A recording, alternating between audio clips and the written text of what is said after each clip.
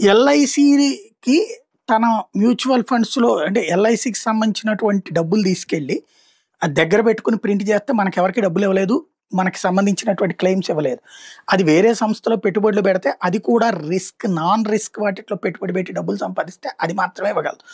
ఇప్పుడు ఎల్ఐసికి సంబంధించి 32 ఈ ఇష్యూ జరిగింది కదా! అదానీ దాంట్లో పెట్టుబడి పెట్టారని దాని గురించి ఇంతకుముందే మాట్లాడుకున్నాం. వ్యవహారంలో అసలు ఎల్ఐసిని మొట్టమొదట ముంచబోయినోళ్ళెవరు? ఈ అంశానికి సంబంధించి చాడా శాస్త్రి గారికి సంబంధించిన ఒక కథనం చూద్దాం. మోడీ ప్రభుత్వం బలవంతం మీద ఎల్ఐసి 32,000 కోట్లు అదానీ గ్రూప్‌లో పెట్టుబడులు పెడదామని మే 2025లో అనుకుంది. దానికి ఆధారంగా మే నెలలో 5,000 కోట్లు ఖరీదు చేసి డిబెంచర్లు అదానీ గ్రూప్ నుండి కొనుగోలు చేసింది అని మన వాషింగ్టన్ పోస్ట్ పేపర్‌లో రవి నాయర్ అనేవాడు వ్యాసం రాశాడు. అయితే 32,000 కోట్లు మే నెలలో ఎల్ఐసి నిజంగా అదానీ గ్రూప్‌లో పెట్టిందో లేదో రాయలేదు. ఒకవేళ ఎల్ఐసి అంత బల్క్‌లో అదానీ గ్రూప్ షేర్లు కొంటే స్టాక్ ఎక్స్‌చేంజ్‌కి ఎల్ఐసి సమాచారం ఇస్తుంది. షేర్ బ్రోకర్లకు మరియు పబ్లిక్ అందరికీ తెలుస్తుంది. కానీ 32,000 కోట్లు అదానీ గ్రూప్‌కి ఎల్ఐసి ఇచ్చినట్టుగా కాంగ్రెస్ కమ్యూనిస్ట్ ముఠా విపరీతమైన ప్రచారం చేశారు. మీకు గుర్తుండే ఉంటుంది. హిండెన్బర్గ్ రిపోర్ట్ వచ్చిన సమయంలో కూడా ఈ కాంగ్రెస్ కుటుంబ బానిసలు ఇలా చాలా తప్పుడు కథనాలు ప్రచారం చేసి చివరికి సుప్రీంకోర్టుకు కూడా వెళ్ళి అదానీ క్లీన్ చిట్ ఇప్పించారు. ఇప్పుడు సేమ్ అదే పద్ధతి. పూర్తి ఆధారాలు ఏవి లేకుండా ముందుగా బకెట్లతో బురద పోసేస్తే వాళ్లే కడుక్కుంటారనే బాధ్యత రాయిచ్చే ధోరణిలో ఉంటున్నారు. సరే, ఎల్ఐసి సంబంధించినటువంటి ఎల్ఐసి పేరు వార్తలోకి వచ్చింది కాబట్టి ఎల్ఐసి చరిత్ర, దానిలో నిజంగా జరిగిన మొట్టమొదటి స్కామ్ గురించి తెలుసుకుందాం. సెప్టెంబర్ 1, 1956న 56వ తేదీన 245 ప్రైవేట్ ఇన్సూరెన్స్ సంస్థలు, పిఎఫ్ సంస్థలు మొదలైన వాటిని అన్నింటినీ జాతీయం చేసి అన్నీ కలిపి ఎల్ఐసి సంస్థగా చేశారు. అంటే ఆ రోజు నుండి ఎల్ఐసి పూర్తిగా ప్రభుత్వ సంస్థగా మారిపోయింది. ఎల్ఐసి జాతీయం చేస్తున్న సందర్భంగా అప్పటి ప్రధాని నెహ్రూ జాతికి సందేశం ఇస్తూ ఎల్ఐసి ఎందుకు జాతీయం చేశారో వివరిస్తూ లాభాపేక్ష లేని సేవా సంస్థగా ఎల్ఐసిని తీర్చిదిద్దామని హామీ ఇచ్చారు. ఆ సందర్భంగా ఎల్ఐసి కేంద్ర ప్రభుత్వం 5 కోట్ల రూపాయల మూలధనం సమకూర్చింది. అయితే దురదృష్టవశాత్తు ఎల్ఐసి జాతీయం చేసి పూర్తిగా ఒక సంవత్సరం కూడా కాకముందే నెహ్రూ ప్రభుత్వం భారీ ఎల్ఐసి స్కామ్లో ఇరుక్కుని ప్రభుత్వాన్ని కుదిపింది. ఇంతకీ ఏంటి ఆ స్కామ్? దాన్నే హరిదాస్ ముండ్రా స్కామ్ అని స్వతంత్ర భారతదేశంలో జరిగిన మొట్టమొదటి పెద్ద ఆర్థిక నేరంగా పిలుస్తారు. కలకత్తాకి చెందినటువంటి హరిదాస్ ముండ్రా అనేవాడు ఆనాటి కాలం హర్షద్ మెహతా షేర్స్ వ్యాపారం చేసే స్పెక్యులేటర్. మొదట ఎలక్ట్రిక్ లైట్ బల్బుల సేల్స్మెన్గా పనిచేసి తర్వాత స్టాక్ మార్కెట్ వ్యాపారంలో దూరి స్టాక్ మార్కెట్లో ఉన్న లొసుగులన్నీ వాడుకుని అంటే circular trading, rumours, fast deals మరియు స్టాక్ జగ్లింగ్ ద్వారా చిన్న కంపెనీల షేర్ల ధరలు మోసపూరితంగా పెంచుతూ తద్వారా లాభాలు గడిస్తూ సుమారు 5 కోట్ల సామ్రాజ్యాన్ని స్థాపించాడు. కానీ 1956 చివరిలో బాంబే స్టాక్ ఎక్స్చేంజ్ BSE ఆయన్ను ఫేక్ షేర్లు అమ్మకం చేస్తున్నాడని ఆరోపించింది. దీంతో ఆయన కంపెనీలు Richardson, Cruddas, Jessops, Smith Stanistreet, Osler lamps, Agnelo brothers, British India corporation BIC వంటి 6 కంపెనీలు అప్పటి నుండి ఆర్థిక సంక్షోభంలో చిక్కున్నాయి. దాంతో స్టాక్ మార్కెట్ కూడా సంక్షోభంలో చిక్కుంది. సరిగ్గా 1957 మే నెలలో నెహ్రూ ప్రభుత్వ ఆర్థిక మంత్రి టీటీ కృష్ణమాచారి బడ్జెట్ పెట్టిన తర్వాత స్టాక్ మార్కెట్ క్రాష్ అయింది. స్టాక్ మార్కెట్ రక్షించడానికి అని చెప్పి అప్పుడు ఎల్ఐసి, టిస్కో, IISCO వంటి బ్లూ చిప్ కంపెనీల షేర్లు స్టాక్ మార్కెట్ నుండి పెద్ద మొత్తంలో కొనుగోలు చేసింది.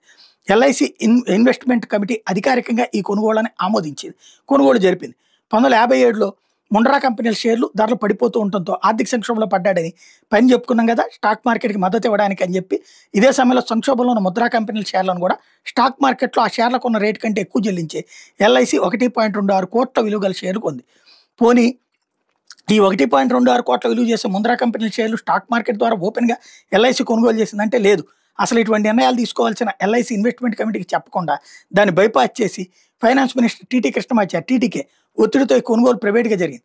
జూన్ 1957 నాటికి ముండ్రా డెడ్ లైబిలిటీలు 5.25 కోట్లు, ఆస్తులు 1.55 కోట్లు మాత్రమే. జూన్ 21-25 మధ్యకాలంలో ముండ్రా టీటీకేని కలిసి ఎల్ఐసి ద్వారా తమ కంపెనీల షేర్లు కొనాలని, రుణాలు ఇవ్వాలని కోరాడు. ఆయన టీటీకే టీంతో మీటింగుల తర్వాత ఎల్ఐసి మరియు మిగతా సంస్థల చేత మొత్తం 1.56 కోట్లు ముండ్రా కంపెనీలో పెట్టబడ్డాయి. కానీ తొందరలోనే ముంద్రా కంపెనీల షేర్ ధరలు ఇంకా బాగా పడిపోయి ఎల్ఐసి పెద్ద నష్టం మూట కట్టుకుంది. ఇది ఎలా బయటపడింది అంటే ఆ కాలంలో 1957 ఆగస్టు 3వ తేదీన స్టేట్స్మెన్ పేపర్ ఎల్ఐసి ముంద్రా కంపెనీలో పెట్టుబడి పెట్టిన వార్త రాసింది. దీనిపై కాంగ్రెస్ ఎంపీ రామ్ సుభాగ్ సింగ్ పార్లమెంట్లో అడిగితే అటువంటిది ఏదీ జరగలేదని సహాయ ఆర్థిక మంత్రి జవాబిచ్చాడు. అయితే ఎంపీ సుభాగ్ సింగ్కి తోడుగా నెహ్రూ అల్లుడు మరియు ఇందిరాగాంధీ భర్త అయిన ఫిరోజ్ గాంధీ కూడా ఈ స్కామ్ గురించి లోతుగా అధ్యయనం చేసి రుజువులతో అదే సంవత్సరం నవంబర్ 29న పార్లమెంట్లో నేరుగా ఆర్థిక మంత్రి కృష్ణమాచారిని నిలదీశారు. ఇక తప్పనిసరి ఎల్ఐసి 1.26 కోట్లు ముంద్రా కంపెనీల్లో షేర్లు కొందని కృష్ణమాచారి ఒప్పుకుని, కానీ ప్రభుత్వానికి దీనికి సంబంధం లేదు, ఎల్ఐసి కమిటీ నిర్ణయం తీసుకుందని జవాబిచ్చాడు. అయితే దీనికి సంబంధించిన అన్ని వివరాలు పార్లమెంట్ ముందు పెట్టాలని ఫిరోజ్ గాంధీ గట్టిగా డిమాండ్ చేస్తూ వచ్చారు. నెహ్రూ గారు మొదట్లో దీన్ని తేలిగ్గా ప్రయత్నించి కృష్ణమాచార్య వెనకేసుకొచ్చారు. మీడియా దీన్ని అనవసరంగా పెద్ద స్కామ్ కింద ప్రచారం చేసిందని మండిపడ్డారు. అంతేకాదు ఇది రాజకీయ అవినీతి కాదు, ఎల్ఐసిలో సాంకేతిక పొరపాటుగా జరిగిందని చెప్పారు. అయితే ఈ స్కామ్ పై సొంత అల్లుడు ఫిరోజ్ గాంధీ పార్లమెంట్లో బయట తెస్తున్న ఒత్తిడికి తలొగ్గి తప్పనిసరి పరిస్థితుల్లో జస్టిస్ ఎంసీ చాగ్లా నేతృత్వంలోని వన్ బెంచ్ జ్యుడిషియల్ కమిటీకి విచారణ అప్పచెప్పారు. జస్టిస్ చాగ్లా విచారణ జరిపి చాలా దారుణంగా నిర్ణయాలు తీసుకున్నారని, ఆర్థిక మంత్రిని, ముఖ్య కార్యదర్శిని తప్పుపట్టారు. దాంతో తప్పనిసరి పరిస్థితుల్లో నెహ్రూ గారు కృష్ణమాచారి రాజీనామా ఆమోదించాల్సి ఉంది. ఈ ఎపిసోడ్ వల్ల నెహ్రూ ప్రభుత్వం పరువు పోయింది. నెహ్రూ గారికి అల్లుడికి మధ్య సంబంధాలు దెబ్బతిన్నాయి. సోషలిజం పేరుతో జాతీయం చేస్తే జరిగే అనర్థాలేంటో 1 సంవత్సర కాలంలోపే బయటపడ్డాయి. స్కామ్ బయటపడిన వెంటనే ఒప్పుకుని విచారణకు ఆదేశించకుండా చివరి వరకు కృష్ణమాచారిని వెనకేసుకొచ్చి అవినీతిపై పోరాటం విషయంలో చెరుపుకోలేని మచ్చ అంటించుకున్నారు నెహ్రూ. మరి అదే పార్టీకి సంబంధించి, అదే నెహ్రూకి సంబంధించినటువంటి పార్టీ వాళ్ళు ఇప్పుడు ఈ స్టేట్మెంట్లు ఇస్తుంటారు. ఇక్కడ లేని కుంభకోణాన్ని ఉన్నట్టుగా చెప్తుంటారు. అప్పుడు ఉన్న కుంభకోణాన్ని దాచేసినటువంటిది వీళ్ళ ఆది పురుషుడు.